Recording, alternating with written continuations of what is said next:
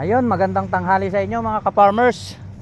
Tayo ay magpapaani na ng ating palay. Ayan, bali dalawang banos yan, yung madilaw na yan. Ayan. Pero po, bago ang lahat ay baka pwedeng pakihit na yung ating like and follow button dyan sa ating Facebook page. Nag-upload tayo araw-araw ng mga videos. Ayan, marami pong salamat at abangan natin mamaya yung iba pang mga kaganapan dito sa ating ipapaaning palay. Ayan, nakakaapat pa lang tayo. Dalawang pitak na agad to. Dito na rin ako mamumunla ng sibuyas mga ka-farmers. Ayan, may isang sako pa dun, oh. Mga 6 naman siguro kaya. 6, 8, ganun. Kaya yan. Mahina lang din yung uhay. Ayan, ito na yung palay natin mga ka-farmers. Ayun, sa gilid, puro doon ko na pinababa sa gawin na yun. Ayun, oh. Parang hindi kaya ng 80 ito ngayon, ah. Buti na lang namin ng hand tractor para sure ball. Ayun, may katulong pa tayong dumating, ah, boy. Ayos. Ay, hindi yata.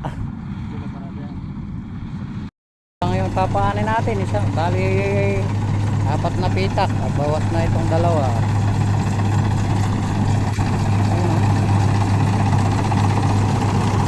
May bagyo eh, kaya paanin na natin, pinaani na natin mga ka-farmer.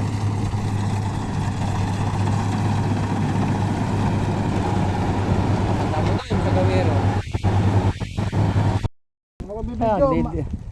Makakita ko ng first din eh.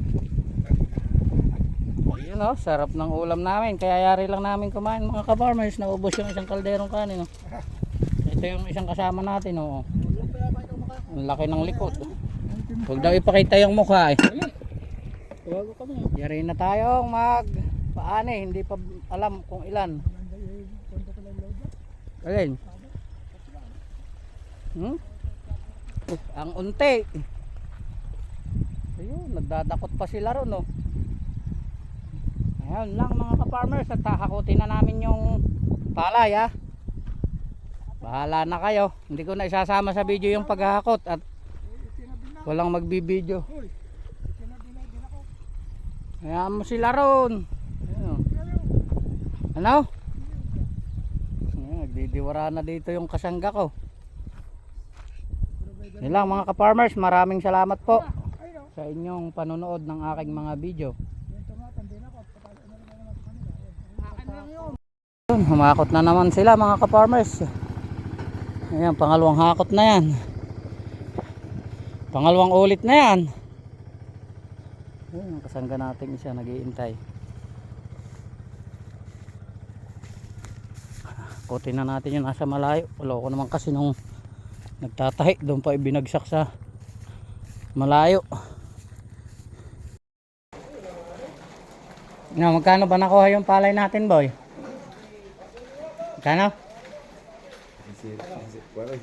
16. Kaya lang, di naman lahat daw. Ito lang. Kay Mel. Ito yung ating inani, mga ka-farmers.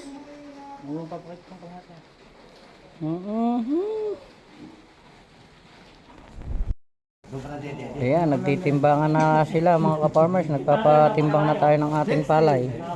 Ito yung mga timbang ng ating mga palay. Ayan, lista ni Kuya. Bibigat, ah. Matimbang, ah. Galing. Basta ganyan po sako, sigurado.